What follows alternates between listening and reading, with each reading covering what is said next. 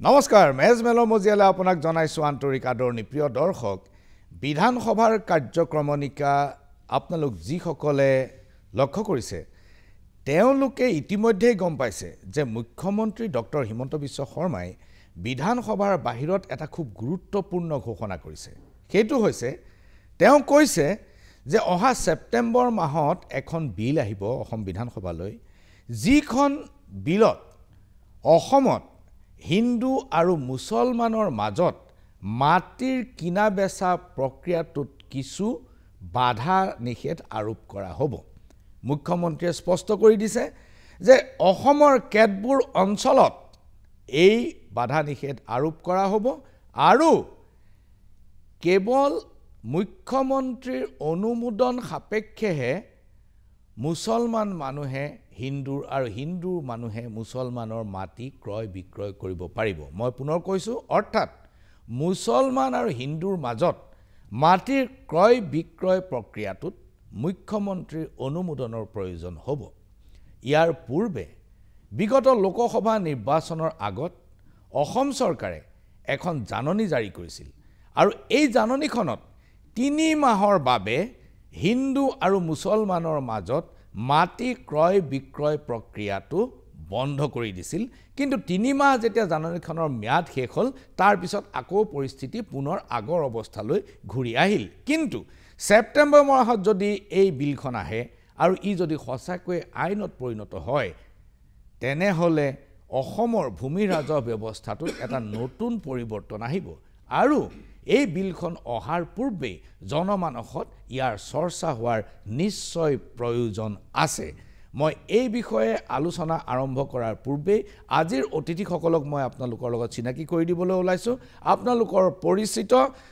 গুৱাহাটী উচ্চ ন্যায়ালয়ৰ জ্যেষ্ঠ অধিবক্তা হাফিজ ৰছিদ আহমেদ চৌধুৰী ডাঙৰীয়া ধন্যবাদ কষ্টকৰ ৰোজাৰ দিনতো আপুনি আমাৰ মাজত আহি উপস্থিত হৈছেহি তেখেত কংগ্ৰেছ দলৰ এজন জ্যেষ্ঠ সদস্য মোৰ লগত আছে উচ্চ ন্যায়ালয়ৰ অধিবক্তা শান্তনু বৰঠাকুৰ তেখেতৰ ৰাজনৈতিক পৰিচয় যদিও নাই কিন্তু নাগৰিক সমাজৰ লগত তেখেত জড়িত মোৰ লগত আছে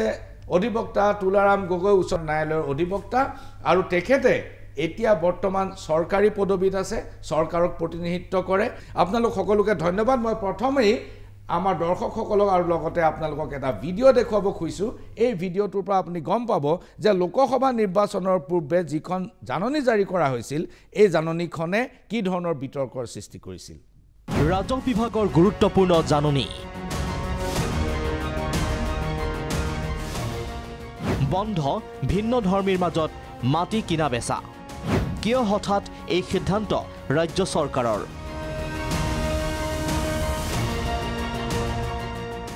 জাননীৰ আঁৰৰ ৰহস্য কি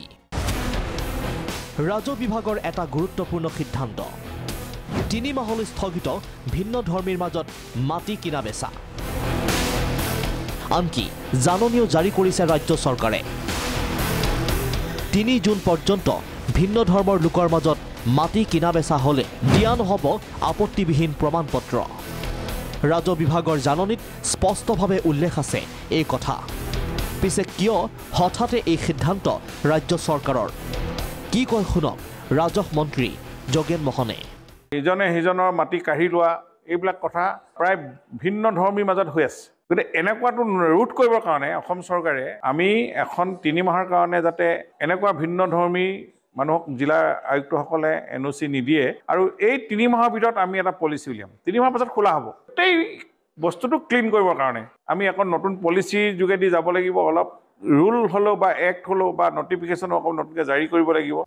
কিন্তু ৰাজ্য চৰকাৰৰ জাননীক সহজভাৱে লোৱা নাই বিৰোধী শিবিৰে জাননীৰ আঁৰত নিৰ্বাচনী অংকৰ গোধ পালে বিৰোধী শিবিৰে কি হৈছে এখেতসকলৰ কিহত মূৰত ধৰিছে ক'ব পৰা নাই গতিকে এইটো অসাংবিধানিক মই ভাবোঁ এই 3 মাহতে ইলেকশ্যন লৈ আমি ব্যস্ত সবে ব্যস্ত এই সুযোগতে তেখেতে এই কথাটো এইটো হয়তো বুজাব বিচাৰিছে যে এই নটিছটো দি ইয়াৰ দ্বাৰাই হয়তো তেখেতে পলাৰাইজড কৰিব এটা এছাম মানুহ এটা ধৰ্মৰ মানুহক মানে সেন্টিমেন্টাল কৰিব এটা ধৰ্মৰ মানুহক তেখেতে আঘাত কৰিব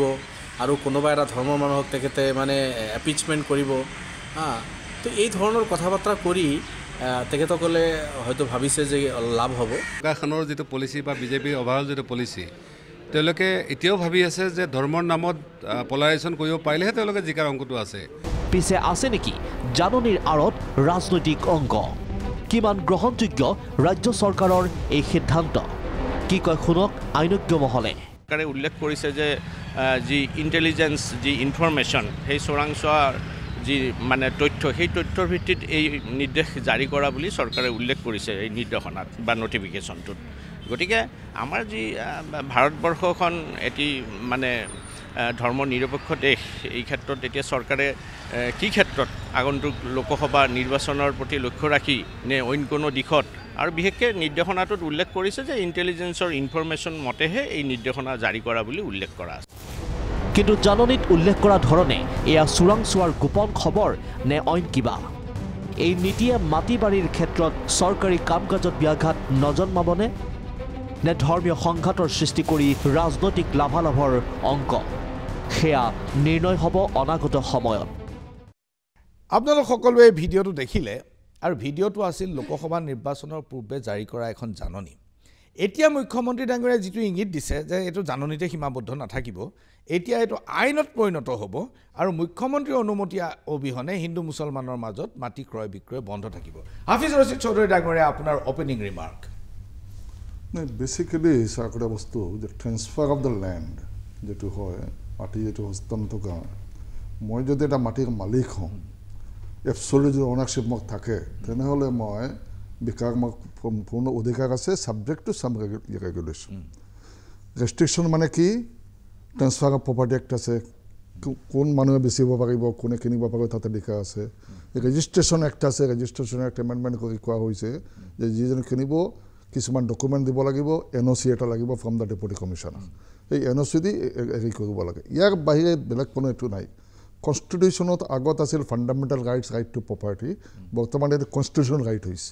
আৰ্টিকল 300A যিটো কেপিটেল A যিটো আছে, তাতে এইটো আছে কনষ্টিটিউশ্যনেল ৰাইট হৈ গৈছে আজিকালি। আকৌ তাতে কোৱা হৈছে, ছুপ্ৰিম কোৰ্টে 2003 কৈ দিছে যে যদি লেণ্ডটো ৰেষ্ট্ৰিক্ট কৰে, ট্ৰেন্সফাৰ অফ লেণ্ড ৰেষ্ট্ৰিক্ট কৰা, it is nothing but it is also' human right as well as constitutional right. Supreme কোৰ্টে কৈ দিছে এইটো হেৰিত 2003 ছুপ্ৰিম কোৰ্টে ছত্তীশগড়ৰ এটা কেছত কৈ দিছে। গতিকে এই বস্তুটো ৰেষ্ট্ৰিকশ্যন এনেকৈ আনিব নোৱাৰে। ছাপ'জ এটা আইন যদি আনে, এই আইনটো চেলেঞ্জ হ'ব, কাৰণ আইন আনাক এটা কম্প্ৰিহেনচিভ লেজিছলেচাৰ লাগিব। কোন আইন তুমি আনিব পাৰা, কেনেকৈ আইন আনিব পাৰা, ইট মাষ্ট বি মানে জাজ on the touchstone of the constitution. আমাক এটা প্ৰিএম্বুল আছে, আমাক ফাণ্ডামেণ্টেল ৰাইটছ আছে, আমি কোন লাইনত গ'লে কোন বস্তু কোন আইনটো আমি হ'ব। ছাপ'জ আমাক এতিয়া IMDT এক্ট বাতিল হৈছে, হোৱাই? এক্ট বনাইছে লেজিছলেচাৰে, পাৰ্লামেণ্টে, বাট বাতিল কৰিছে বিকজ ডিছক্ৰিমিনেটৰী হিচাপে বনাই দিছে। গতিকে এইটো যদি তেওঁলোকে এনেকৈ বনায়, তো মই ভাবোঁ এইটো কমপ্লিট নহয়, এইটো আইনত কোনো ধৰণৰ সেইটো বস্তু হেৰি নহয়, লগে লগে এইটো বাতিল হৈ যায়, সেইটো হৈ যাব। শান্তনু বৰঠাকুৰ, আপোনাৰ অপেনিং ৰিমাৰ্ক। যিটোখিনি বক্তব্য মুখ্যমন্ত্ৰীৰ বক্তব্য আমি শুনিছোঁ, তাৰ পৰা আমি দুটা কথা আমাৰ স্পষ্ট হয় যে এতিয়ালৈকে আমি তাৰ পেৰামিটাৰবিলাক কি হ'ব সেইটো এতিয়ালৈকে কোনেও গম নাপায়। তেওঁ এটা মুখেৰে কথা কৈ দিছে, সেই কথাটোৰ ভিত্তিতে এতিয়া গোটেই আমাৰ বিতৰ্কটো চলি আছে। যেতিয়ালৈকে তেওঁক এই যে সংশোধনী আনিব লেণ্ড এণ্ড ৰেভিনিউ ৰেগুলেশ্যনতে, স্বাভাৱিকভাৱে সংশোধনী আনিব লাগিব, ৰেজিষ্ট্ৰেশ্যন এক্টৰ ছেকশ্যন 24A সংশোধনী আনিব লাগিব। গতিকে সেই সংশোধনীবিলাকৰ মানে পৰিসৰটো কিমান হ'ব, সেই পৰিসৰটো যেতিয়ালৈকে গম পোৱা নাযাব, তেতিয়ালৈকে কিন্তু দেখাত এই কথাটোৰ সম্পৰ্কে ডিটেইলছ আমি কোৱাটোত মানে অসুবিধা। কিন্তু আপাততঃ তেওঁ যিটো কথা কৈছে, যে যিটো কথা মানে নেৰেটিভটো যি ধৰণে ছেট হৈছে যে হিন্দু আৰু মুছলমানৰ মাজত মাটিৰ ক্ৰয় বিক্ৰয়ৰ ক্ষেত্ৰত কিছু বাধা আহিব, মই ভাবোঁ যে সেইটো আপাত দৃষ্টিতে সেইটো অসাংবিধানিক। তেনেকুৱা ধৰণৰ প্ৰতিবন্ধকতা আমাৰ সংবিধানে দিবলৈ কাকো দিয়া নাই। আৰু আপোনাৰ যেনেকৈ আমাৰ হাফিজ দাই কৈ গ'ল যে section 5 and 7 transfer of properties act, section 24A, section 7 আৰু আপোনাৰ section 24A of registration act, সেই পেৰামিটাৰৰ ভিতৰত যিকেইটা কথা আছে সেইকেইটাৰ বাদে বেলেগ ধৰণৰ কোনো আজিৰ তাৰিখলৈকে কোনো বাধা নাই। খালি মই আপোনাক এটা কথা কওঁ যে সেইখন যিখন আগৰ নটিফিকেশ্যন আহিছিলে, সেই নটিফিকেশ্যনখন পঢ়িলে আপোনাক আমি দেখিম যে তাত এটা কাৰণ দিছিলে যে লোকসভা ইলেকশ্যন আহি আছে, এনেকুৱা ধৰণৰ এটা তেওঁলোকে ইনপুট পাইছে চোৰাংচোৱা সংস্থাৰ পৰা, ইণ্টেলিজেঞ্চ ইনপুট পাইছে যে কমিউনেল ক্লেছ, সাম্প্ৰদায়িক সংঘৰ্ষ হ'ব পাৰে, গতিকে 3 মাহৰ কাৰণে এইটো বন্ধ কৰিছিলে। কিন্তু এতিয়াও বাস্তৱত আপুনি যদি চাই, এটা আনঅফিচিয়েলি এই বস্তুটো তেনেকৈ চলি আছে। বহু ঠাইত মই আজি কেইদিনমান আগতে এটা গোচৰ কৰিছোঁ য'ত আপোনাৰ কেৱল এজন মুছলমান মানুহে হিন্দু মানুহক মাটি বিক্ৰী কৰিবলৈ লৈছে কিন্তু আজিলৈকে তেওঁক NOC দিয়া হোৱা নাই এনেকুৱা ধৰণৰ আৰু এজন ব্যক্তি মই এতিয়া নাম উল্লেখ নকৰোঁ এজন খুব মানে আপোনাৰ সভ্ৰান্ত পৰিয়ালৰ ব্যক্তি মুছলমান ব্যক্তি তেওঁ এঠাইত মাটি কিনিবলৈ গৈছে কিন্তু আজিলৈকে তেওঁৰ মাটিৰ হেতু যিটো NOC পাব লাগে দিয়া নাই কাৰণ যদিও কোনো ধৰণৰ অফিচিয়েল হেৰি নাই কিন্তু এইটো তেওঁলোকে কাৰ্যত চলাই গৈ আছে আনঅফিচিয়েলি তুলাৰাম গগৈ আপোনাৰ অপেনিং ৰিমাৰ্ক মই প্ৰথমতে আপোনাক ৰাজগুৰু ডাঙৰীয়া আপোনাক ধন্যবাদ জ্ঞাপন কৰিছোঁ এটা অতি স্পৰ্শকাতৰ বিষয় অসমত মাটি বাৰী কিনা বেচা কথাটো বাকী আমাৰ উত্তৰ পূৰ্বাঞ্চলৰ অন্যান্য ৰাজ্যবিলাকৰ লগত নিমিলে ইয়াতে আহি ধন টকা পইচা থাকিলে হ'ল আৰু ৰিকোয়াৰ্ড কিছুমান ডকুমেণ্ট থাকিলে হ'ল যিকোনো মানুহে মাটি বাৰী কিনিব পাৰে যিটো মেঘালয়ত বা অৰুণাচলত নোৱাৰে আৰু আমি সকলোৱে জ্যেষ্ঠ অধিবক্তা মোৰ গুৰু সদৃশ ছাৰেও স্বীকাৰ কৰিব আৰু মোৰ জ্যেষ্ঠ বন্ধু স্বৰূপ বৰঠাকুৰ ডাঙৰীয়াও স্বীকাৰ কৰিব আমি অসমৰ খিলঞ্জীয়া মানুহৰ হাতত ভূমিৰ অধিকাৰটো যদি আমি সৰ্বকালৰ বাবে ৰাখিব নোৱাৰোঁ এতিয়া যিটো গতিত গৈ আছে মাটি কিনা বেচা এটা সময়ত এইটো খুব আমাৰ জাতিটোৰ কাৰণে এটা ভয়ংকৰ মানে অশনি সংকেত হ'ব ভয়ংকৰ ভৱিষ্যতৰ ফালে ধাৱমান হ'ব গতিকে মই ভাবোঁ মাননীয় মুখ্যমন্ত্ৰীয়ে দিয়া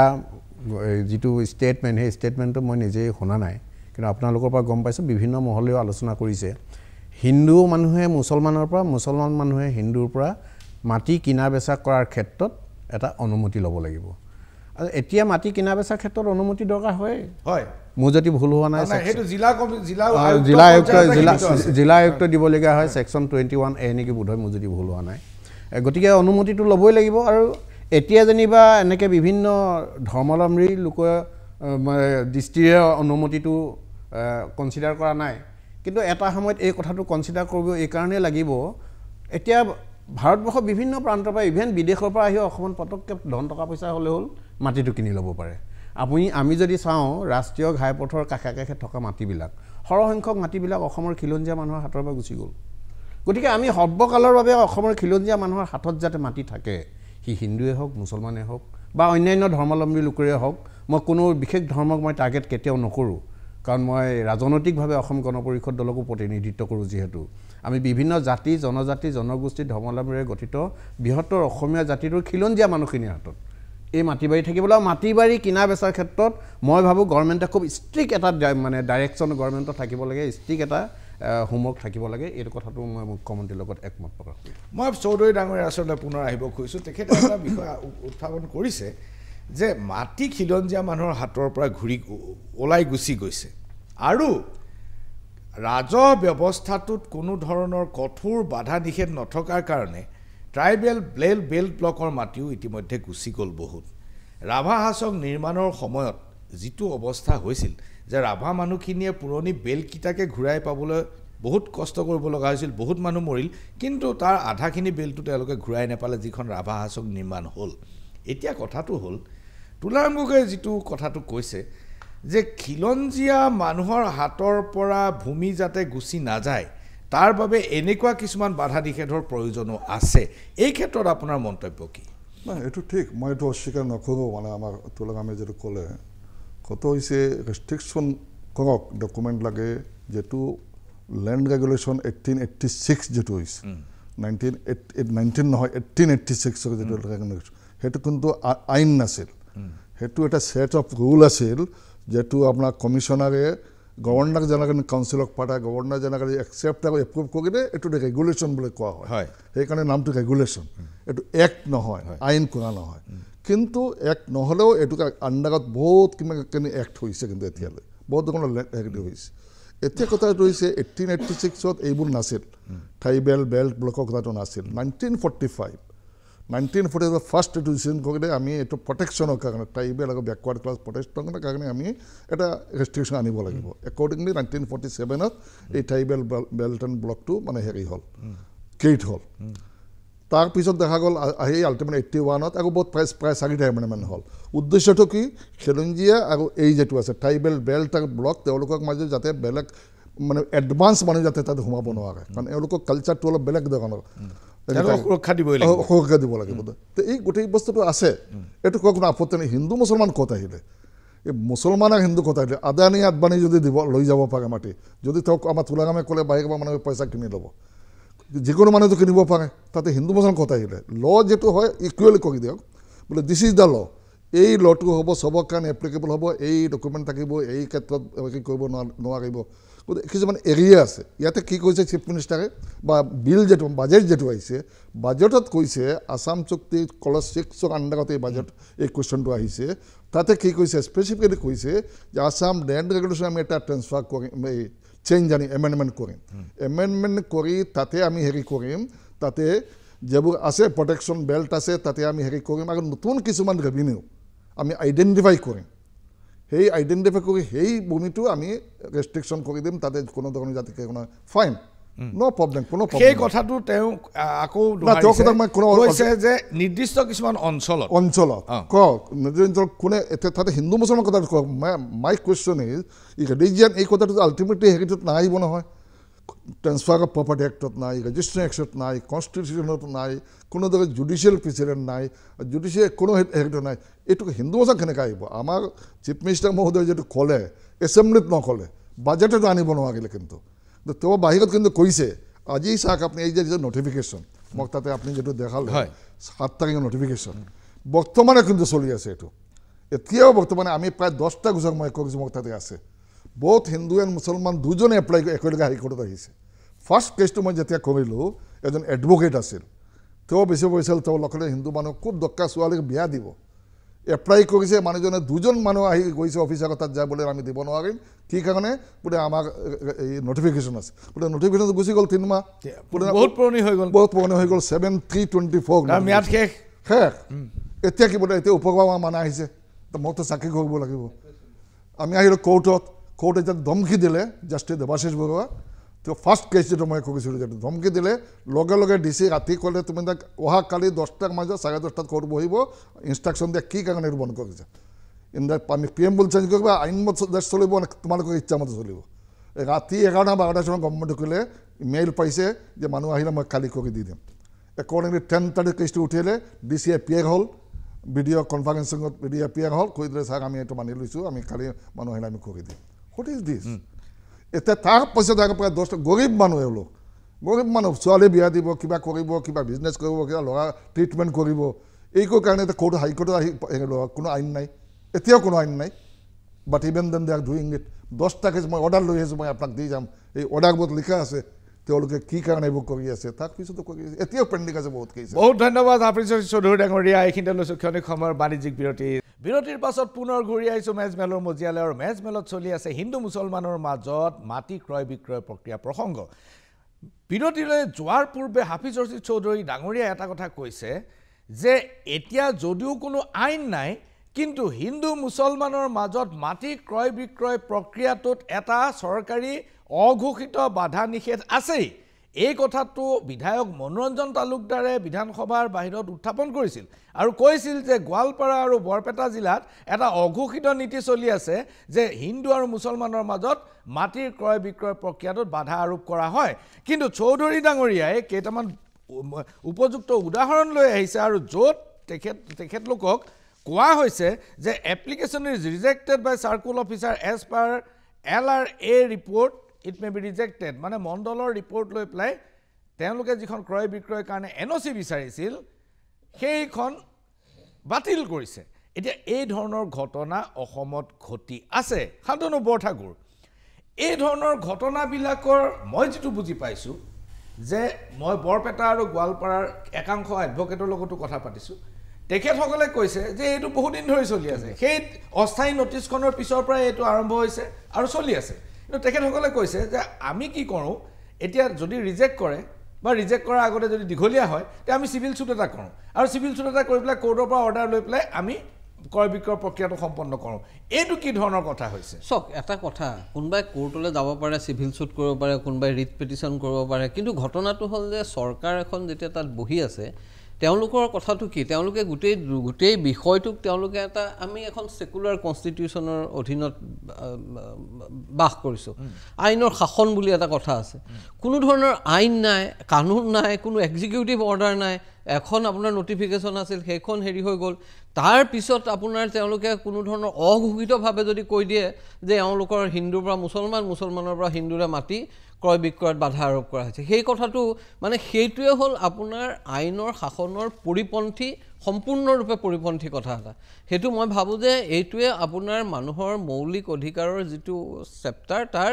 একেবাৰে মূলত আঘাত কৰিছে এই গোটেই কাৰ্যটোৱে সেইকাৰণে মই ভাবোঁ যে তেওঁলোকে যিটো সিদ্ধান্ত লৈছে চাওক এতিয়া কিছু দেৰি আগতে আমাৰ বন্ধু তুলাৰাম গগৈয়ে ক'লে যে প্ৰটেকশ্যনৰ প্ৰয়োজন আছে কোনে কোৱা নাই প্ৰটেকশ্যনৰ প্ৰয়োজন নাই বুলি আপুনি এতিয়া ট্ৰাইবেল বেল্ট এণ্ড ব্লকৰ কথা ক'লে আপোনাৰ PIL 78 এইটো আপোনাৰ কেছত 2008 নে 11 এইটো ময়ে কৰা কেছ এটা সেই গোচৰত আপোনাৰ ট্ৰাইবেল বেল্ট এণ্ড ব্লকৰ পৰা নন প্ৰটেক্টেড মানুহক গুচাবৰ কাৰণে কোনবা কাহানি বা উচ্চ ন্যায়ালয়ে এটা নিৰ্দেশ জাৰি কৰি থৈছে আজিলৈকে অসম চৰকাৰে সেইটো আপোনাৰ এক্সিকিউট কৰিছেনে নাই কৰা গতিকে কথাটো হ'ল যে আপোনাৰ সংৰক্ষণৰ প্ৰয়োজন আছে তেখেতে ক'লে যে হেৰিয়াৰ কাষৰ মাটিবোৰ গোটেইবিলাক আপোনাৰ ইতিমধ্যে ৰাজপথৰ নেশ্যনেল হাইৱেৰ কাষৰ মাটিবোৰ আপোনাৰ গোটেইবোৰ অসমীয়া মানুহৰ হাতত বা খিলঞ্জীয়া মানুহৰ হাতত নাই বেলেগ কাৰ হাতলৈ গ'ল সেইটো খবৰ কৰিলে হ'ল নহয় তাত হিন্দু মুছলমান নহয় তাত কোনো মুছলমান মানুহে আহি পেলাই আপোনাৰ সেই মাটি কিনি লোৱা নাই ক'ৰবাত এজন দুজনে কিনাটো হয়তো বেলেগ কথা কিন্তু সেইটো বহিৰাগত বনিয়াৰ হাতত ইতিমধ্যে গুচি গৈছে প্ৰটেকশ্যনটো কাৰ পৰা লাগে এই মুছলমানৰ পৰা বা হিন্দুৰ পৰা বুলি নালাগে নহয় আপোনাৰ প্ৰটেকশ্যনৰ সুৰক্ষাৰ যিবিলাক ব্যৱস্থা ইতিমধ্যে আছে সেইবিলাকক কেনেকৈ কাৰ্যকৰী কৰাৰ ব্যৱস্থা চৰকাৰে কৰিছে সেইটোহে গুৰুত্বপূৰ্ণ সেইবিলাক একো নকৰি এটা আপোনাৰ ষ্টেটমেণ্ট দিছে আৰু যিটো মই ভাবোঁ যে যোৱা সময়ছোৱাত অসম বা ভাৰতবৰ্ষত এটা এই যে আপোনাৰ ধৰ্মৰ পলাৰাইজ মেৰুকৰণৰ ৰাজনীতি চলিছে সেই মেৰুকৰণৰ ৰাজনীতিৰ স্বাৰ্থত এইটো কথা কোৱা হৈছে এটা নেৰেটিভ বিল্ড আপ কৰিবলৈ চেষ্টা কৰিছে খিলঞ্জীয়াৰ সুৰক্ষা মানে কি খিলঞ্জীয়াত হিন্দুও পৰে মুছলমানো পৰে গতিকে খিলঞ্জীয়াত যদি হিন্দুও পৰে মুছলমানো পৰে তেতিয়া হিন্দু মুছলমানৰ প্ৰশ্নটো ক'ৰ পৰা আহিলে আৰু আজিলৈকে সৰ্বসন্মতভাৱে আপোনাৰ এটা খিলঞ্জীয়াৰ সংজ্ঞা ভালদৰে ডিফাইন কৰি হোৱা নাই আপোনাৰ লেণ্ড পলিচিত সংশোধন কৰি পেলাই এটা খিলঞ্জীয়াৰ সংজ্ঞা দিছে সেই খিলঞ্জীয়াৰ সংজ্ঞাটোৰ সম্পৰ্কে কোনো ধৰণৰ আলোচনা ক'তো হোৱা নাই তেনেকুৱা ধৰণৰ এটা আপোনাৰ এডহক এটা ব্যৱস্থাৰ ভিত্তিত এনেকুৱা কাম কৰিব পাৰেনে চৰকাৰে মই ভাবোঁ যে নোৱাৰে এইটো একদম অসাংবিধানিক কথা এটা আৰু এইটো তেখেতসকলে যিটো আপোনাৰ উদাহৰণ য'ৰ পৰা লৈছে সেইটো হ'ল গুজৰাটত এনেকুৱা এখন আইন আনিছিল 1986 চনত আৰু সেই আইনখনৰ কাহিনীটো আছিল যে আপোনাৰ বিৰাট এটা সাম্প্ৰদায়িক সংঘৰ্ষৰ পৰিপ্ৰেক্ষিতত আহমেদাবাদৰ এটা একেবাৰে সৰু এলেকা এটাত তাত হিন্দু মুছলমানৰ মাজত মাটি ক্ৰয়ত এটা বাধা নিষেধ আৰোপ কৰা আছিল আইনখনৰ নামটো আপোনাক মই পঢ়ি দিছোঁ transfer of immovable properties and provision for protection of tenants from eviction from আপোনাৰ premises in disturbed area act 1986 under প্ৰথম কথাটো হ'ল সেই যে ডিষ্টাৰ্ব বুলি ঘোষণা কৰিব লাগিব তাৰপিছত তেওঁলোকে কি কৰিলে আপোনাৰ যে সেইটোৰ পৰিসৰটো বঢ়াই গৈ আছিল এতিয়া সেই যিবিলাক সংশোধনী আছে সেই সংশোধনীবিলাক এতিয়া গুজৰাট উচ্চ ন্যায়ালয়ত সেইটো প্ৰত্যাহ্বান জনোৱা হৈছে কিন্তু ইতিমধ্যে আপোনাৰ তাত এটা ঘটনা ঘটিছিল সেই ঘটনাটো খুব ইণ্টাৰেষ্টিং সেইটো হ'ল যে এজন মুছলমান হিন্দু মানুহে তেওঁৰ এটা প্ৰপাৰ্টি মুছলমান এজনক বিক্ৰী কৰিবলৈ ওলালে চৰকাৰে সেইখন আইনৰ অধীনত ক'লে যে এইটো বিক্ৰী কৰিব নোৱাৰিব যদি বিক্ৰী কৰিব লাগে তেতিয়াহ'লে কাষৰ যিকেইজন মানুহ আছিল তেওঁলোকৰ অনুমতি লাগিব মানে হিন্দু মানুহ সেইটো যেতিয়া ক'লে তেওঁলোক তেতিয়া গৈ পেলাই আপোনাৰ দুইজন গৈ উচ্চ ন্যায়ালয়লৈ পালেগৈ উচ্চ ন্যায়ালয়ে গোটেই বিষয়টো বিচাৰ কৰিলে বিচাৰ কৰি ক'লে যে যদিহে আপোনাৰ দুটাই মূল বস্তু ট্ৰেন্সফাৰ অফ প্ৰপাৰ্টিৰ ক্ষেত্ৰত এটা হ'ল ফেয়াৰ ভেলু আৰু ফ্ৰী উইল মূল্য যদি ঠিক আছে আৰু কোনো ধৰণৰ ইচ্ছা কৰি যদি দিছে তেতিয়াহ'লে ট্ৰেন্সফাৰ অফ প্ৰপাৰ্টিত কোনো বাধা নাই নাও বাকী আপোনাৰ যদি কৰা হয় এইটোৱে যিটো কাম তেওঁলোকে কৰিব খুজিছে তাত দুটা এটা হ'ল পলাৰাইজেশ্যনৰ ৰাজনীতি আৰু দ্বিতীয়টো হ'ল আপোনাৰ ঘেটুৱাইজেশ্যন অফ এ পাৰ্টিকুলাৰ কমিউনিটি এই দুইটা ঘেটুৱাইজেশ্যন অফ এ পাৰ্টিকুলাৰ কমিউনিটি মই ভাবোঁ যে এই দুয়োটাই অসাংবিধানিক অবৈধ ৰাজনৈতিকভাৱে অপৰিপক্ক আৰু অসমৰ ভৱিষ্যতৰ কাৰণে ভয়ানক তুলাৰাম গগৈ মই দুয়োজন বক্তাৰ বক্তব্য শুনিলোঁ আৰু তেখেতসকলে এটা লাইনতে কৈছে কথাটো যে এইটো সাংবিধানিক হোৱা নাই সেই কথাটো স্বীকাৰ্য মানিছোঁ যে ইয়াত সম্পত্তি ক্ৰয় বিক্ৰয়ৰ ক্ষেত্ৰত হিন্দু মুছলমানৰ বিবেচনা নাহে কিন্তু একে সময়তে আপোনাৰ যুক্তিটো হ'ল যে খিলঞ্জীয়াৰ সুৰক্ষাৰ বাবে আৰু যিহেতু বিদেশী নাগৰিকৰ গোটেই বিষয়টো এতিয়াও অমীমাংসিত NRC-খন এতিয়াও যিহেতু অমীমাংসিত এনেকুৱা অৱস্থাত কিছু সুৰক্ষাৰ প্ৰয়োজন আছে কিন্তু সেই সুৰক্ষা পাবৰ কাৰণে এনে ধৰণৰ হিন্দু মুছলমানৰ কথাটো কোৱাৰ প্ৰয়োজন আছে নে নাই চাওক Prashanta the Assam land and revenue regulation 1986 ব্ৰিটিছে কৰি যোৱা নিয়ম নীতিমতে আমি চলি কেতিয়ালৈকে থাকিলোঁ আমি সেইখন একদম চলি থাকিলোঁ 58লৈকে 58ত এটা নতুন লেণ্ড পলিচি আনিলে 1958 58ৰ পিছত 1968ত 10 বছৰ পিছত 68ৰ পিছত 1972 72ৰ পিছত 1989 SB চৰকাৰ দিনত অসমৰ লেণ্ড পলিচি কথাটোত অসমৰ মাটি কিনা বেচা কৰাৰ কথাটো আইন সংশোধন আইন আনিবৰ পৰা ক্ষমতা অসম চৰকাৰ আছে কাৰণ এইটো ষ্টেট লেভেলৰ কথা গোটেই কথাটো গতিকে ইয়াৰ আগতে 4বাৰমান হৈ গৈছে সংশোধনী Assam land revenue regulation act 1886খন এবাৰ শেষৰবাৰ হ'ল 2019ত 2019ত কেনে কৈছে মই অলপ বেকগ্ৰাউণ্ডটো ছাৰেও জানে বৰঠাকুৰ ডাঙৰীয়াও জানে আপুনিও ভালকৈ জানে কিন্তু যিহেতু আমাৰ সদায় দৰ্শক চাব তেওঁলোকেও জানি ৰাখক কথাটো 2019 চনত কেনেকৈ কৰিলে হৰিশংকৰ ব্ৰহ্ম যিজন চিফ ইলেকশ্যন কমিশ্যনাৰ আছিলে গভৰ্ণমেণ্ট অফ ইণ্ডিয়াৰ ভাৰতবৰ্ষৰ এটা ৰিটায়াৰ্ড তেওঁৰ নেতৃত্বত এখন কমিটি কৰিলে 2018ত সেই কমিটিখনত কোন কোন আছিলে Rohini Kumar Barua IAS Ramesh Borpatra Gohain Anil Kumar Bhattacharyya senior advocate Guwahati উচ্চ ন্যায়ালয় শ্ৰী কুমাৰ দহোটীয়া অজয় কুমাৰ দত্ত ৰাজেশ প্ৰসাদ এনেকৈ বহুকেইজন ৰাজেশ প্ৰসাদ তেওঁ গভৰ্ণমেণ্টৰ হৈ প্ৰতিনিধি কৰিছিল তেওঁ মেম্বাৰ ছেক্ৰেটাৰী আৰু এই কমিটিখনে হৰিশংকৰ ব্ৰহ্ম কমিটিখনে অসমৰ সকলো জেগালৈ প্ৰায়বিলাক জেগালৈ গৈ তেওঁলোকে বিভিন্ন মানুহৰ লগত কথা বতৰা পাতিছে আৰু তেওঁলোকে এটা গাইডলাইন দি গৈছে গাইডলাইনৰ মতে আসাম লেণ্ড পলিচি 2019 হৈছে আসাম লেণ্ড পলিচি 2019 আমাৰ 1886ৰ যিখন লেণ্ড ৰেগুলেশ্যন আছে আমাৰ ব্ৰিটিছে বনাই থৈ যোৱা তাত এক্সিকিউটিভ ইনষ্ট্ৰাকশ্যন আছে চেপ্টাৰ 10 নেকি বোধহয় এক্সিকিউটিভ ইনষ্ট্ৰাকশ্যন 6A তাত এই আসাম লেণ্ড পলিচি 2019টো অলপ তাত ইণ্ডিকেশ্যন আছে কেনেকৈ মাটিবিলাক আমাৰ মানুহৰ মাজত থাকিব কেনেকৈ মাটিবিলাক কেৱল অসমৰ খিলঞ্জীয়া মানুহৰ মাজত ৰখা হ'ব তাৰ এটা চেষ্টা কৰা হৈছে কিন্তু সৰ্বোচ্চ নহয় সম্পূৰ্ণ নহ'ল অৱশেষত গৈ গৈ বেলেগ বেলেগ কথা বিপ্লৱ কুমাৰ শৰ্মাৰ প্ৰতিবেদনখন আহিল সেই প্ৰতিবেদনখনতো land rights of the people of Assamese পিপুলৰ কাৰণে এটা ডাইৰেকশ্যন আছে গতিকে এই 2019ৰ আসাম লেণ্ড পলিচি আৰু বিপ্লৱ কুমাৰ শৰ্মাৰ কমিটিৰ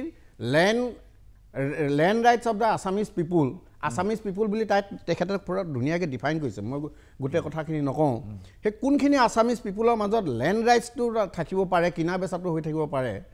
এই কথাখিনি তাত এটা ডাইৰেকশ্যন আছে সেই গোটেই কথাখিনি চালি জাৰি চাই মাননীয় মুখ্যমন্ত্ৰীয়ে এতিয়াও যিহেতু বিলখন অনা নাই বিলখন আনিলে সকলো দলৰ সকলোৱে পৰামৰ্শ তাত নিশ্চয় ল'ব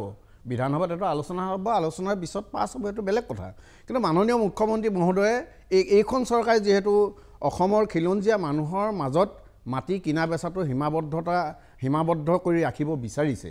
সৰ্বকালৰ বাবে নহ'লে যিহেতু আমি বাচি থাকিব নোৱাৰিম এনেকুৱা ধৰণৰ এটা ইণ্ডিকেশ্যন আমি পাইছোঁ মই অথনি কেৱল ৰাষ্ট্ৰীয় ঘাইপথৰ কথাটোৱে ক'লোঁ ইয়াত বহুত ট্ৰাইবেল বেল্ট আপুনি কৈ গৈছে প্ৰশান্ত ৰাজগুৰু ডাঙৰীয়া আপুনি জ্যেষ্ঠ সাংবাদিক আপুনি এইবিলাক খুব খুঁটিনাটিৰ বিষয়ে আপুনি সকলোখিনি জানে ট্ৰাইবেল বেল্টবিলাকতো এনক্ৰ'চ হৈছে ইতিমধ্যে সত্ৰৰ মাটি এনক্ৰ'চ হৈছে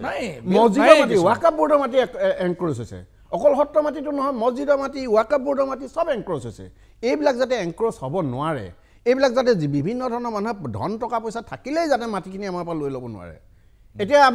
আমি এডোখৰ মাটি মোৰ বিপদ হৈছে মাটিডোখৰ প্ৰায় 10 লাখমান পালে দি দিলোঁ এনে মানুহ ওলাব 20 লাখ দিম মোকে দিয়া বুলি কোৱা মানুহ আছে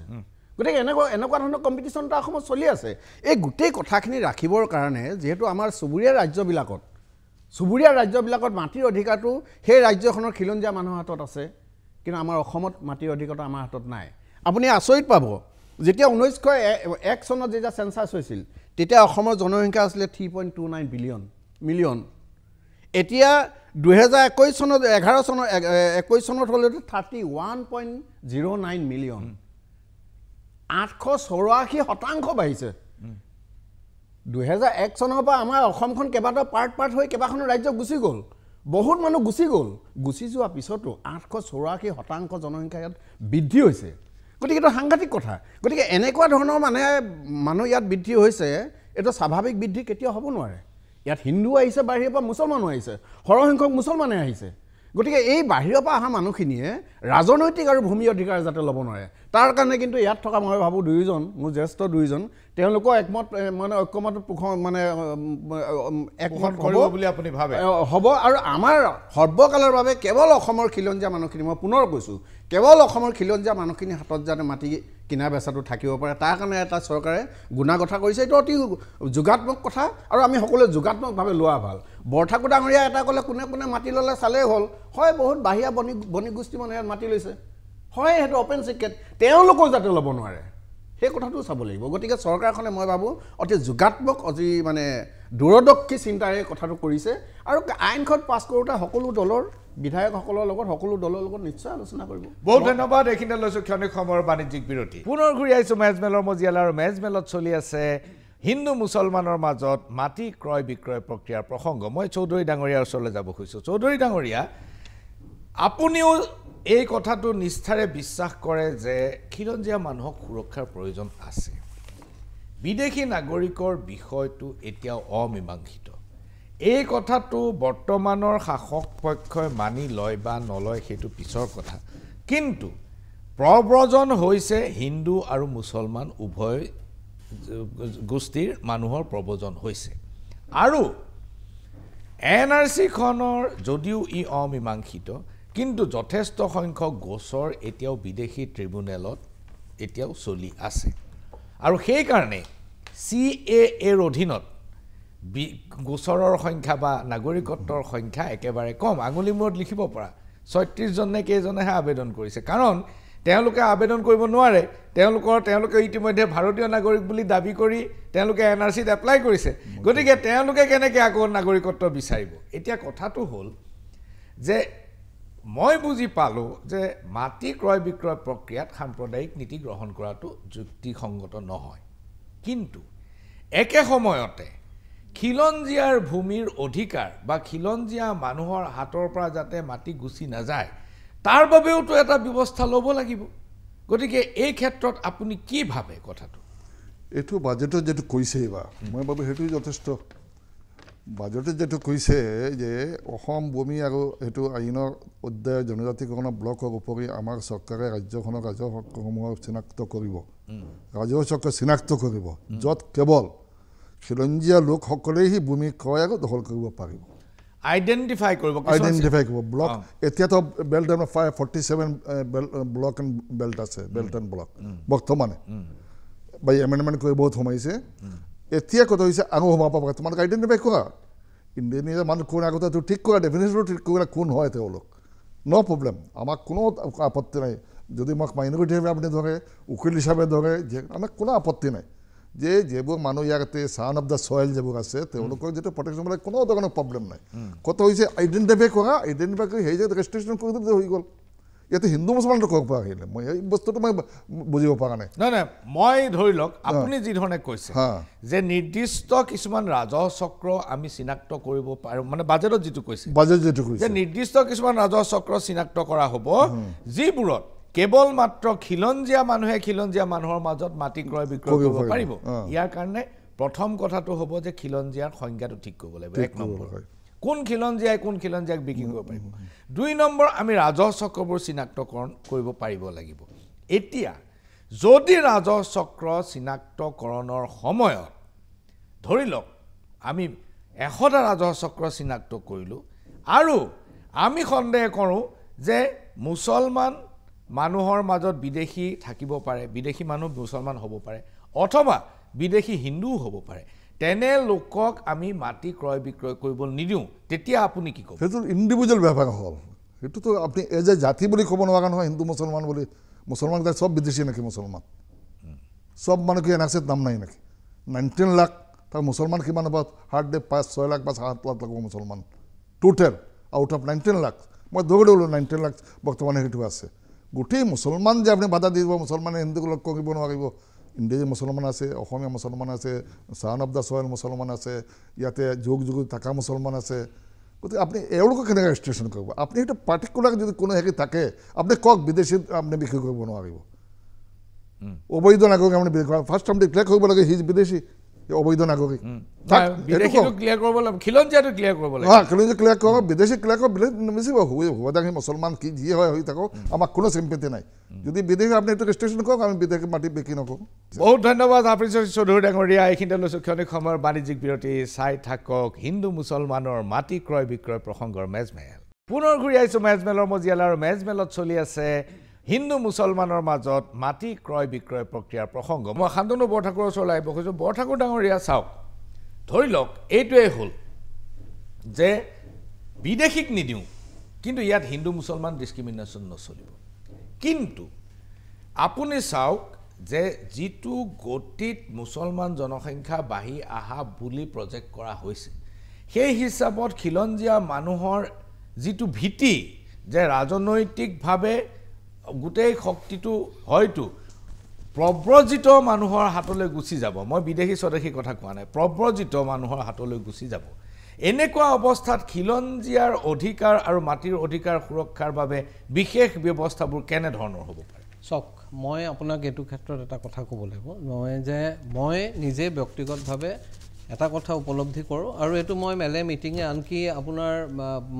সংখ্যালঘু অধ্যুষিত অঞ্চলত হোৱা মিটিঙতো এইটো কথা কৈছোঁ যে সংখ্যালঘু মানুহে এটা কথা স্বীকাৰ কৰি ল'ব লাগিব যে অসমৰ মানুহৰ যিটো আশংকা, বিশেষকৈ খিলঞ্জীয়া বুলি যিবিলাকে ভাবে, পুৰণি অধিবাসী যিবিলাক আছে, তেওঁলোকৰ যিটো আশংকা, সেই আশংকাক আমি সকলোৱে স্বীকাৰ কৰি ল'ব লাগিব। আনকি এইটো মানে আপোনাৰ সংখ্যালঘু মানুহৰো এটা দায়িত্ব যে এই আশংকাটোক স্বীকাৰ কৰি লোৱাটো, যদিহে আমি এখন মানে আপোনাৰ এখন গণতান্ত্ৰিক সমাজত থাকিব খোজোঁ। আৰু সেই শংকাটোক যদি স্বীকাৰ কৰি লোৱা হয়, তেতিয়াহ'লে সেই শংকাটোৰ আপোনাৰ দূৰ কৰাৰ কাৰণে কেনেকুৱা ধৰণৰ বিষয়বোৰ আমি চিন্তা কৰিব লাগিব। আৰু মই সেইকাৰণে ভাবোঁ যে ক্লজ 6 কমিটিৰ যিখন প্ৰতিবেদন, মই ইতিমধ্যে আপোনাৰ বাতৰি কাকততো এই কথা লিখিছোঁ যে ক্লজ 6 কমিটিৰ যিখন প্ৰতিবেদন, সেই প্ৰতিবেদনখনক আমি গ্ৰহণ কৰিব লাগে। মানে বিপ্লৱ শৰ্মা কমিটিৰ যিখন প্ৰতিবেদন, সেই প্ৰতিবেদনৰ আপোনাৰ পৰামৰ্শৱলীক আমি কাৰ্যকৰী কৰিব লাগিব। আমাৰ কিন্তু কথাটো হ'ল যে সেই কাৰ্যৱলী কৰিবলৈ যাওঁতে আজি ধৰক তেওঁলোকে কৈছে যে এটা বিভিন্ন ধৰণৰ তেওঁলোকে ট্ৰাইবেল বেল্ট যেনেকৈ আছে তেনেকৈ বিভিন্ন ধৰণৰ চাৰ্কল বাছি উলিয়াব, য'ত এনেকুৱা ট্ৰাইবেল বেল্ট বা তেনেকুৱা সংৰক্ষিত অঞ্চল বুলি ঘোষণা কৰিব, তাত মাটি ক্ৰয় বিক্ৰয়ত কিছু বাধা নিষেধ আৰোপ কৰিব। গতিকে সেই ধৰণৰ সংৰক্ষণৰ যিটো ব্যৱস্থা, সেইটো এটা মাধ্যম হ'ব পাৰে, 1 নম্বৰ। 2 নম্বৰ হ'ব পাৰে আপোনাৰ যে যি ধৰণে এই যে ক্লজ 6 কমিটিত অসমীয়াৰ যিটো সংজ্ঞা দিলে, সেই সংজ্ঞাটো গ্ৰহণ কৰাত কিয় আপত্তি চৰকাৰৰ? সেই সংজ্ঞাটো তেওঁলোকে কিয় গ্ৰহণ নকৰে? কাৰণ তেওঁলোকে সেইকাৰণে এই সংজ্ঞাটো, তেওঁলোকৰ যিটো উদ্দেশ্য, এই উদ্দেশ্যক লৈ সন্দেহ কিয় হয়? কাৰণ তেওঁলোকে এই সংজ্ঞাটো এইকাৰণে গ্ৰহণ নকৰে কাৰণ তেওঁলোকে যাক ভোট বেংক বুলি ভাবে, তাৰ গৰিষ্ঠ সংখ্যক মানুহ প্ৰব্ৰজিত হিন্দু বঙালীয়ে ইয়াৰ পৰা বঞ্চিত হোৱাৰ সম্ভাৱনা আছে।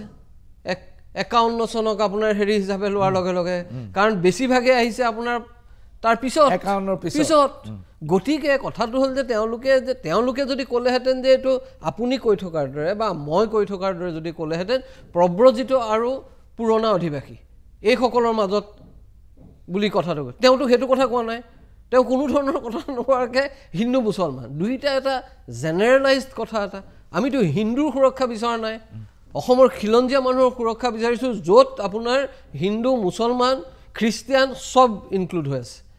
গতিকে তাত তেওঁৰ যুক্তিটোত গণ্ডগোলটো সেইটো, আৰু আমাৰ আপত্তিটো সেইটো। সেইকাৰণে আমি কৈ আছোঁ যে তোমালোকে ধৰা ক্লজ 6 কমিটিৰ যিখন মানে বিপ্লৱ শৰ্মা কমিটিৰ প্ৰতিবেদন হেৰি কৰা, ট্ৰাইবেল বেল্ট এণ্ড ব্লকত হৈ থকা এনক্ৰ'চমেণ্টবিলাক আঁতৰা। আজি আপোনাৰ ছুপাৰ লাইট নামৰ এটা হেৰিয়ে আপোনাৰ চিমেণ্ট ফেক্টৰীয়ে আপোনাৰ গোটেই হেৰিয়াত সোণাপুৰত বৃহৎ সংখ্যক ট্ৰাইবেল বেল্টৰ মাটি অধিকাৰ কৰি বহি আছে।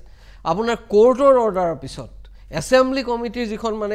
ST কমিটি থাকে, সেই কমিটিৰ আপোনাৰ অৰ্ডাৰৰ পিছত আজিলৈকে উচ্ছেদ কৰা নাই। কিয় কৰা নাই? যদি সঁচাকৈয়ে তোমালোকে খিলঞ্জীয়া মানুহৰ সুৰক্ষা বিচাৰিছা, বেল্ট এণ্ড ব্লকৰ সুৰক্ষা বিচাৰিছা, এইবিলাক মানুহৰ ওপৰত কিয় ব্যৱস্থা লোৱা হোৱা নাই? এইবোৰ প্ৰশ্নৰ উত্তৰ তেওঁলোকে দিব লাগিব নহয়। এই প্ৰশ্নবিলাকক এৰাই সকলো কথাতে হিন্দু মুছলমান কৰি দিলে সমস্যাৰ সমাধান নহ'ব। সেইকাৰণে কৈছোঁ যে এই যিটো প্ৰক্ৰিয়া এই প্ৰক্ৰিয়াত কিছুমান কথাৰ প্ৰয়োজন আছে আমাৰ খিলঞ্জীয়া মানুহৰ সুৰক্ষাৰ প্ৰয়োজন আছে খিলঞ্জীয়া মানুহৰ সংজ্ঞাৰ প্ৰয়োজন আছে আৰু তাৰ ভিত্তিত সুৰক্ষাৰ ব্যৱস্থা কৰিব লাগে এই সুৰক্ষাৰ ব্যৱস্থা বুলি আপোনাৰ দীঘলীয়া এটা প্ৰচেছ মই সেইখন যেতিয়া প্ৰতিবেদন বনাইছিলে সেইটো সময়ত বহুবাৰ তাৰ অন্যতম সদস্য প্ৰয়াত নিলয় দত্তৰ লগত কথা বতৰা আলোচনা হৈছে মই জানো তেখেতে যেতিয়া এখন বনাই আছে এই পৰ্যন্ত মোক কৈছে যে এখন বনালেই নহ'ব এখন যদি উচ্চতম ন্যায়ালয় বা ন্যায়ালয়ত প্ৰত্যাহ্বান জনায় তাক আমি কেনেকৈ ডিফেণ্ড কৰিব পাৰোঁ তাক ব্যৱস্থা কৰিহে কৰিব লাগিব গতিকে ইমান মেটিকুলাছলি এটা কাম কৰাৰ পিছত এইকেইজন মানুহে সেই প্ৰতিবেদনখন আজিলৈকে আপোনাৰ হেৰি নাপালে এইটো আমাৰ অসমীয়া খিলঞ্জীয়া মানুহৰ প্ৰতি অপমান নহয়নে এইটো গতিকে এইবিলাক প্ৰশ্নৰ উত্তৰ তেওঁলোকৰ হাতত নাই সেইকাৰণে তেওঁলোকে এই ধৰণে গোটেই কথাবোৰ হিন্দু মুছলমান অনবৰতে কৰি আপোনাৰ গোটেই কথাবিলাকক বিষয়বিলাকক নেৰেটিভটো চেঞ্জ কৰিব খোজে বহুত ধন্যবাদ শান্তনু বৰঠাকুৰ এইখিনিতে লৈছোঁ ক্ষণিক সময় বিৰতি ঘূৰি আহিছোঁ মেজমেলৰ মজিয়ালৈ মই যাব খুজিছোঁ তুলাৰাম গগৈৰ ওচৰলৈ বিপ্লৱ শৰ্মা কমিটিৰ যিটো অনুমোদন আৰু অসমীয়াৰ বা খিলঞ্জীয়াৰ যিটো সংজ্ঞা সেই সংজ্ঞাটো কিন্তু এতিয়াও সৰ্বজনৰ বাবে গ্ৰহণযোগ্য বুলি চৰকাৰে ঘোষণা কৰা নাই আৰু যদি খিলঞ্জীয়াৰ সংজ্ঞা সেইটোৱে গ্ৰহণ কৰে তেনেহ'লে এই সমস্যাটোৰ এটা স্থায়ী সমাধান ওলাব বুলি শান্তনু বৰঠাকুৰ আৰু হাফিজ ৰছিদ চৌধুৰী ডাঙৰীয়াই মন্তব্য কৰিছে আপুনি কি কয় নহয় সেইটো আপোনাৰ কথাটোলৈ আহিম মই আপোনাক আৰু এটা কথা কৈ যাওঁ অসমখনত যে আমি সকলোৱে অসমখনত আছোঁ আমি ইয়াৰ ডেনচিটি ইয়াৰ ঘনত্ব যিটো পাৰ কিলোমিটাৰ সেইটো নেশ্যনেল পাৰ কিলোমিটাৰ ঘনত্বতকৈ বেছি হয় আমি যদি দুখন পাহাৰীয়া জিলা বাদ দিওঁ তেতিয়াহ'লে আমাৰ সাংঘাতিক পাৰ কিলোমিটাৰ ঘনত্বটো আমাৰ 496 নেশ্যনেল পাৰ কিলোমিটাৰ ঘনত্বটো হ'ল আপোনাৰ 382 গতিকে ইমান দ্ৰুতগতিত ইয়াৰ ঘনত্ব বাঢ়িছে পাৰ কিলোমিটাৰ গতিকে মই পুনৰ এখন চৰকাৰক ক'ম যে এইটো অতি সোনকালে এটা সকলোৰে লগত আলোচনা বিলোচনা কৰি আমাৰ হাতত মাটি বাৰী আমাৰ হাতত সৰ্বকালৰ বাবে থকা এটা ব্যৱস্থা গভৰ্ণমেণ্টে কৰিব লাগে আৰু কৰাৰ কাৰণে আগবঢ়াৰ কাৰণে গভৰ্ণমেণ্টক ধন্যবাদ দিছোঁ এতিয়া আহিলোঁ বিপ্লৱ শৰ্মাৰ প্ৰতিবেদনৰ লেণ্ড ৰাইটছটোৰ ওপৰত মই সৰু পেৰেগ্ৰাফ দুটাত লাইন আপোনাক পঢ়ি দিছোঁ মানে মাটিৰ অধিকাৰ সম্পৰ্কত অসমৰ ৰাইজৰ মাটিৰ অধিকাৰ সম্পৰ্কত বিপ্লৱ কুমাৰ শৰ্মা কমিটিয়ে কি প্ৰতিবেদন দিলে So far as land rights are concerned, the provision of Assam Land Revenue and Regulation 1886 be strictly followed. In addition, the land rights be confined to the Assamese people, putting restriction to transferring the same by any means to other person or other than Assamese people. Now, Assamese people are the definition. Assamese people are definition at this. Biplop Pharma Committee আছে 51 চনলৈকে যিসকল ইয়ালৈ আহিছে তাৰমানে কোনখিনি মানুহ Assamese people বুলি গণ্য কৰা হ'ব তাত ইয়াৰ ডাইৰেকশ্যন আছে আৰু মই ভাবোঁ গভৰ্ণমেণ্টে সেই ডাইৰেকশ্যনটো মানি ল'ব লাগিব সেইটোৱে কথা গভৰ্ণমেণ্টে সেই ডাইৰেকশ্যন মানি ল'ব লাগিব আৰু সেই ডাইৰেকশ্যন মানি মই আপোনাক আগেও কৈছোঁ হৰিশংকৰ বৰ্মৰ কমিটিৰ প্ৰতিবেদন বিপ্লৱ শৰ্মা মানে কমিটিৰ প্ৰতিবেদন দুয়োখন প্ৰতিবেদন পুংখানুপুংখভাৱে চৰকাৰে বিবেচনা কৰাৰ পিছত মুখ্যমন্ত্ৰী মহোদয়ৰ কথাটো আহিছে আমি আসাম লেণ্ড ৰেভিনিউ ৰেগুলেশ্যন 1886টো তাৰ 4বাৰ আগতে সংশোধন হৈছে 2019ত এবাৰ হৈছে আৰু এইবাৰ হ'ব এইবাৰ হৈ সৰ্বকালৰ বাবে অসমৰ খিলঞ্জীয়া মানুহৰ হাতত মই পুনৰ কৈছোঁ কাৰণ অলৰেডি আছে নহয় এটা প্ৰিএমশ্যন বুলি এটা কথা আছে আমি যদি মই মোৰ ভাগৰ মাটিখিনি যদি বিক্ৰী কৰিব বিচাৰোঁ মোৰ পৰিয়ালৰ মানুহক সুধিব লাগিবতো নিয়ম আছে সেইটো নীতি আছে পৰিয়ালৰ মানুহক ক'ব লাগিব তুমি ৰায়তকো সুধিব লাগিব ৰায়তৰো চৰ্ত আছে আনকি আমাৰ মুছলমান ধৰ্মাৱলম্বী লোকৰ মানুহো সুধিব লাগিব তেওঁলোকৰ পৰিয়ালৰ মানুহক সুধিব লাগিব কোনোবা পৰিয়ালৰ মানুহ যদি কয় না বেলেগক মাটি বিক্ৰী কৰিব নোৱাৰিব মই ল'ব পাৰিব এনেকুৱা ধৰণৰ নিয়ম অলৰেডি চলি আছেই সেইটোকে অলপ এক্সপাণ্ড কৰি সেইটো যাতে খিলঞ্জীয়া মানুহৰ মাজত থাকে সেই কথাটো গভৰ্ণমেণ্টে চোৱা চিতা কৰিব লাগে আৰু চোৱা চিতা কৰাৰ কাৰণে মই গভৰ্ণমেণ্টক ধন্যবাদ দিম মই এক মিনিট সকলোৱে পাব বিকল্প কি হ'ব পাৰে খিলঞ্জীয়া মানুহৰ হাতত ভূমিৰ অধিকাৰ নিশ্চিত কৰাৰ বিকল্প কি হ'ব পাৰে আপোনাৰ মতে কি ধৰণৰ ধাৰণা হ'ব পাৰে বিকল্প শুনক আপুনি প্ৰথমে ডেফিনেশ্যনটো ঠিক কৰি লওক কোনো প্ৰব্লেম নাই খিলঞ্জীয়া ডেফিনেশ্যন বিপ্লৱ শৰ্মাই দি গৈছে তাক মই অলপ এটা কণ্ট্ৰভাৰ্চি 71 কথাটো আছে বা 51টো আছে anyway that is subject to that এইটো আলোচনাৰ মাজত হৈ যাব পাৰে এইটো ঠিক কৰি লওক বাকি ইণ্ডিজিনিয়াছ পিপুল কোন হয় আছামিজ পিপুল কোন হয় এইটো যেটো ডেফিনেট ঠিক কৰি লওক ল বনাই ৰেষ্ট্ৰিকশ্যন কৰি কোনো প্ৰব্লেম নাই আমাক আমি কৈছোঁ না কোৱা জনসংখ্যাৰ কথা যিটো কৈছে বাৰ কৈ আছে আপুনি এইটো মাতিব মই নিজে আহিম আমাৰ বন্ধু তোলাৰামকো আনি মাতিব জনসংখ্যা মুছলমানৰ আজিকালি নাই আগত এটা হৈছিল এককালে আমি অস্বীকাৰ নকৰোঁ আজিকালি শিক্ষাৰ্থীকে বাঢ়িছে পাৰ্চেণ্টেজ বাঢ়িছে যথেষ্ট মানুহ শিক্ষিত হৈছে আজিকালি ইমান নাই কিন্তু ইমান গতিকে সেইটো ক'ব যে এওঁলোকে লৈ গ'ল এইটো কোৱাৰ মানে হ'ল মুছলমান আহি গ'ল নাই গ্ল'বেলি আৰু নেশ্যনেলি আৰু ৰিজনেলি তিনিওটাই মুছলমানৰ গ্ৰথটো নিগেটিভ বহুত হেৰি হৈছে বহুত আমি আছে মই একদম পাৰ্চেণ্টেজ দিয়ে কেইবছৰমান মই সেইটো কৈ আছোঁ আল্টিমেটলি হৈ আছে বস্তুটো তুমি একো ৰেমেডিয়েট নকৰিবা চাইল্ড মেৰিজ তুমি পঢ়া শুনা নাই মানুহ বুজি নাপায় বয়স উঠাবত কৰিব লাগে না সদ্যত কৰিব লাগে আকৌ এডুকেট কৰা মানুহক এডুকেট কৰি আইনটো আনা কোনো প্ৰব্লেম নাই কৰিব লাগে আইন আমি এইটো মানুহ আইন আনিব লাগে এনফ'ৰ্চ কৰিব লাগে ষ্ট্ৰিক্টলি এনফ'ৰ্চ কৰিব লাগে লেণ্ড ৰেগুলেশ্যনটো ষ্ট্ৰিক্টলি এনফ'ৰ্চ কৰি দিয়ক ছেকশ্যন 160 আছে 162 আছে গভৰ্ণমেণ্টে ডি নটিফাই কৰিব পাৰে নটিফাই কৰিব পাৰে ইনক্ৰিজ কৰিব পাৰে হেৰি মানে এক্সক্লুডো কৰিব পাৰে চব গভৰ্ণমেণ্টে পাৰিব ইভিকশ্যন কৰিব পাৰে যেবোৰ অলৰেডি যেবোৰ অকুপাইড হৈ আছে মানে আনঅথৰাইজ অকুপেণ্ট আছে তুমি সেইবোৰক কোৱা এইবোৰ নকৰি হিন্দু মুছলমানটো কিয় আনিছে বাৰবা এই কথা কেনেকা মানে আনঅথৰাইজ হ'লে কি হিন্দু হওক মুছলমান যাব লাগিব এইটো কোনো কথা নহয় সেইটো কথা নাই গতিকে মই ভাবোঁ যে এই গোটেই বস্তুটো এটা ৰাজনৈতিক উদ্দেশ্য পৰিণত এইটো কোনো চলিউশ্যন হেৰি নাই এওঁলোকৰ উদ্দেশ্য নাই চলিউশ্যন উদ্যোগ হ'লে বাজেট আনিলেহেঁতেন বাজেট কৈছে 1886 আমি এমেণ্ডমেণ্ট কৰিম কৰি আমি কিছু বস্তু আইডেণ্টিফাই কৰিম বাহিৰত আহি চিফ মিনিষ্টাৰকে কৈ দিলে কি আমি হিন্দু মুছলমান হেৰি কৰি দিম তাৰমানে তেওঁৰ মকত এই বস্তু নাআনিলে বোধহয় তেওঁ ভাল নাপায় যেতিয়ালৈ নাআনিব এই ৰাজনীতিত সেইটো নচলে এই ৰাজনীতি কৰিবলৈ গ'লে সেইটো লাগিবই তাক শান্তনু বৰঠাকুৰ বিকল্প কি মই ভাবোঁ যে বিপ্লৱ শৰ্মা কমিটিৰ প্ৰতিবেদনত যিবিলাক আপোনাৰ পৰামৰ্শাৱলী আছিলে সেইটোৱে বহু পৰিমাণে অসমৰ খিলঞ্জীয়া মানুহক সুৰক্ষা দিব গতিকে চৰকাৰে অতি সোনকালে এই ধৰণৰ কথা বতৰাবোৰ বিভাজনকামী কথা বতৰা নকৈ এটা সহমতৰ ভিত্তিত এইখন প্ৰতিবেদনক গ্ৰহণ কৰিব লাগে আৰু গ্ৰহণ কৰি পেলাই অসমৰ খিলঞ্জীয়া মানুহক সুৰক্ষা দিয়াৰ ব্যৱস্থা কৰিব লাগে নেক্সট তুলাৰাম গগৈ চৰকাৰে ইতিমধ্যে কৈছে বিপ্লৱ কুমাৰ শৰ্মা মানে কমিটিৰ প্ৰতিবেদনখন চৰকাৰে গ্ৰহণ কৰিছে আৰু এখন আখৰে আখৰে পালন কৰাত চৰকাৰ বদ্ধপৰিকৰ নহয় চৰকাৰে কৈছে যে ৰাজ্য চৰকাৰৰ যিখিনি কৰণীয় সেইখিনি বাকীখিনিতো কৰিব নোৱাৰে চেন্ট্ৰেল গভৰ্ণমেণ্টৰ হাতত যিখিনি থাকে অসম চৰকাৰে তাৰ ভিতৰত কিছুমান কথা কৈছে যে এনেকুৱা কিছুমান ৰিকমেণ্ডেশ্যন আছে যিবোৰ আচলতে কাৰ্যত পৰিণত কৰিব নোৱাৰি নহয় সেইটো চেন্ট্ৰেল গভৰ্ণমেণ্টৰ হাতত থকা নি চেন্ট্ৰেল গভৰ্ণমেণ্ট এতিয়া কথা হ'ল কিন্তু দুৰ্ভাগ্যৰ কথা যে নীলয় দত্ত ডাঙৰীয়া আজি জীয়াই থকা নাই তেখেতে কিন্তু চৰকাৰক বাৰম্বাৰ কৈছিল যে যিবোৰ কাৰ্যকৰী কৰিব নোৱাৰি বুলি ভাবিছে এইবোৰ আমাৰ লগত কথা পাতক আমি ৰাস্তা দেখুৱাই দিম এতিয়া কথা হ'ল এতিয়া বাজেটখন আহিছে চৌধুৰী ছাৰে কৈছে বাজেটতো হিন্দু মুছলমানৰ কথা নাই আইনখন আনোতে নিশ্চয় এনেকুৱা ধৰণৰ কথা নহ'ব